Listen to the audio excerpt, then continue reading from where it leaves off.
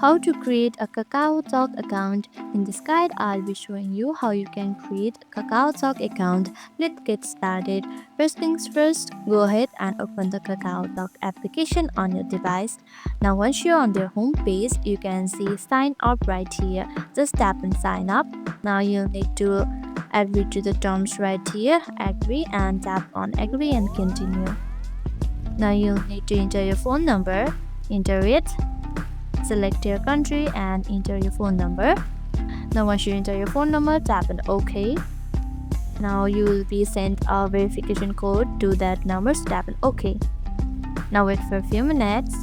Now it says to verify your identity, send the automatic text message shown in the following screen. Okay, now you need to send the verification message. Tap on send verification message and send this message. Tap on the send.